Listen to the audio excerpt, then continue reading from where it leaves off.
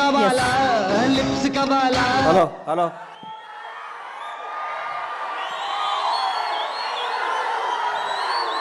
జై చిరంజీవ జగదేక వీర అసహాయ శూర అంజనీ కుమారా. ఏ బ్రహ్మ ముహూర్తాన కొణిదెల వెంకట్రావు మెగాస్టార్ చిరంజీవి అనే శివశంకర్ ప్రసాద్ అంజనమ్మ కడుపున బీజ వేశాడో కానీ ఆ బ్రహ్మ ముహూర్తం 71 సంవత్సరాల నుంచి నిరంతరం వెలిగిస్తూ అభిమానుల్ని రక్షిస్తూ ఎందరికో జీవనాభాది కల్పిస్తూ అందరికీ నేనున్నానని భరోసా ఇస్తూ ముందుకు నవయువకుల్లా తిరుగుతున్న మెగాస్టార్ చిరంజీవి గారికి జన్మదినం సందర్భంగా నా హృదయపూర్వక పాదాభివందనాలు తెలియజేసుకుంటూ నేను ఈరోజు ఏడుకొండల వెంకన్న సాక్షిగా, శ్రీశైలం మల్లన్న సాక్షిగా, బెదవాడ కనకదుర్గమ్మ తల్లి సాక్షిగా, సింహాద్రి అప్పన్న సాక్షిగా, యాదగిరిగుట్ట నరసింహస్వామి సాక్షిగా, నేను కొలిసే అయ్యప్ప స్వామి సాక్షిగా నిజాలే మాట్లాడతా. మెగాస్టార్ క్యారెక్టర్ గురించి, క్యాలిబర్ గురించి, కెపాసిటీ గురించి, వ్యక్తిత్వం గురించి, వ్యక్తి వికాసాన్ని గురించి నేను మాట్లాడదామని మీ ముందుకు వచ్చాను. చిరంజీవి ఏ బ్యాక్గ్రౌండ్ లేకుండా, ఏ రౌండ్ లేకుండా ఒక కానిస్టేబుల్ కొడుకుగా చదువుకొని కుర్రాడులా చెన్నై నగరంలో అడుగుపెట్టినప్పుడు మీ అభిమానులందరూ ఎవరి కుర్రాడు, ఎవరి అడ్రస్ లేని వ్యక్తి అన్నాళ్ళకి ప్రపంచవ్యాప్తంగా ఉన్న తెలుగు వారందరికీ మెగాస్టార్ అంటే ఏంటో మహోన్నత వ్యక్తి మెగాస్టార్ చిరంజీవి. నాకు ఆయన అంటే ప్రాణం. ఎందుకు ప్రాణం అంటే నాకు జీవితాన్ని ఇచ్చిన పవర్ స్టార్ పవన్ కళ్యాణ్ తెలుగు ఇండస్ట్రీకి చేత్తో పట్టుకొచ్చిన మెగాస్టార్. ఈ భారతదేశంలో ఏ నటుడికి, ఏ మెగాస్టార్కి దగ్గర అదృష్టం రామ్ చరణ్ రూపేణ ఆయన లెగసీని కంటిన్యూ చేయడానికి పుట్టించిన మహోన్నత వ్యక్తి చిరంజీవి. ఎంతోమంది స్టార్లు ఉన్నారు. భారతదేశ వ్యాప్తంగా ఉన్న స్టార్లందరికీ ఒక సూపర్ స్టార్ ఇంకో సూపర్ స్టార్ పుట్టాడా? ఒక మెగాస్టార్ మెగా పవర్ స్టార్ పుట్టాడా? ఏం కొడుకుని కన్నావయ్యా మెగాస్టార్? నీ వ్యక్తిత్వం గతంలో చాలా మంది ఓరు దాటేదాకా ఓరి మల్లనని పనిలేక బోడి మల్లన అంటున్న ఈ రోజుల్లో చిరంజీవి గారు అన్నా నీ వెనకాల ఎంతమంది ఉంటే ఏంటి, ఊడితే ఏంటి? నీ క్యారెక్టర్ భావి తరాలకి, భవిష్యత్ తరాలకి ఒక రామాయణం, ఒక భగవద్గీత, ఒక భారతదేశ స్వతంత్రానికి పోరాడే కాదల్లాగా చిరంజీవి చరిత్ర కూడా అందరి హృదయాలు లిఖించుకుంటారని నేను మీ అందరికి గర్వంగా చెప్తున్నా. చిరంజీవి వ్యక్తిత్వం ఈ మధ్య నేను చిరంజీవి గారింటికి వెళ్ళి మర్చిపోయి మీకు చెప్పడానికి వెళ్తే అన్నయ్య కొంచెం లేట్గా వచ్చాడు.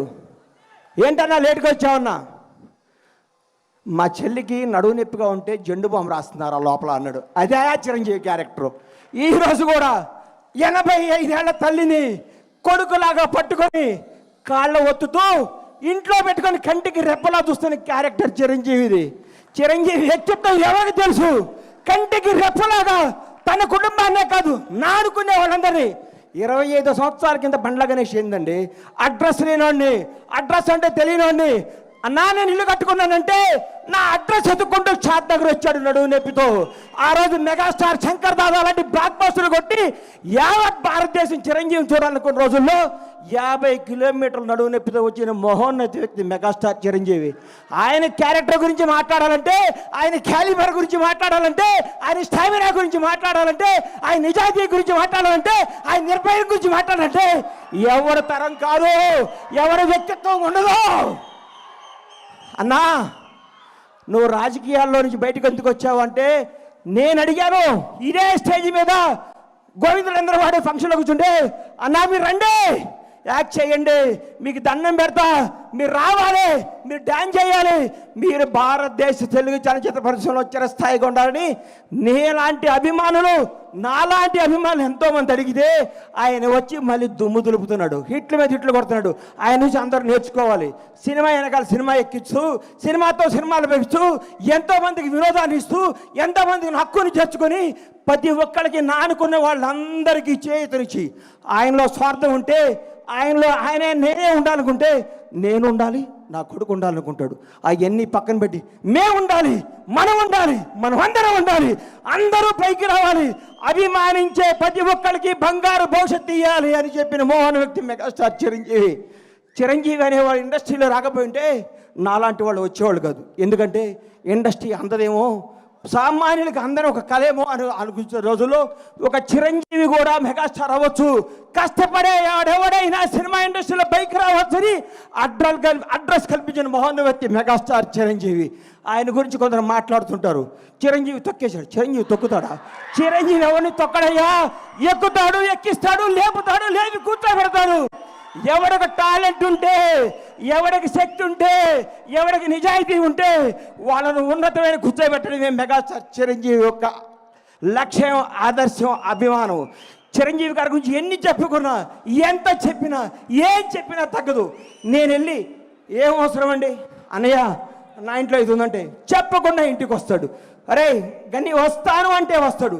ఆయన వ్యక్తిత్వ వికాసం, ఆయన చరిత్ర పుస్తకాలు రాసి పుస్తకాలను పాఠ్య పుస్తకాలుగా పెంచిన భావితరాల విద్యార్థులకి మెగాస్టార్ క్యారెక్టర్ ఇదని చెప్పాలని నేను మనస్ఫూర్తిగా కోరుకుంటున్నాను. ఇంకొకసారి చెప్తున్నా, చిరంజీవి గారి గురించి ఎవరేం మాట్లాడుకున్నా, ఎన్ని వేసుకున్నా అల్ప సంతోషం, వాళ్ళు ఆనందపడాల్సిందే. కానీ ఒక మహోన్నత వ్యక్తి గురించి మాట్లాడితే ఏమో ఉపయోగం? ఇలాంటి బర్త్డేలు ఇంకెన్నో చేసుకోవాలని, ఇంకెన్నెన్నో హిట్లు వేయాలని, ఇంకా ఎంతగా వేయాలని మనస్ఫూర్తిగా కోరుకుంటూ ఈ అవకాశం ఇచ్చిన మెగా అభిమానులందరికీ, ముఖ్యంగా మిత్రుడు స్వామినాయుడు గారికి హృదయపూర్వక కృతజ్ఞత తెలియజేసుకుంటూ సెలవు తీసుకుంటున్నాను. జై చిరంజీవి, జై జై చిరంజీవి, జై power star. Oh my God, డెఫినెట్గా ఆయన మన గాడ్. సో మన దేవుడు, ఆయన యొక్క పుట్టినరోజుని ఇవాళ మనం ఇంతలా జరుపుకుంటున్నాం.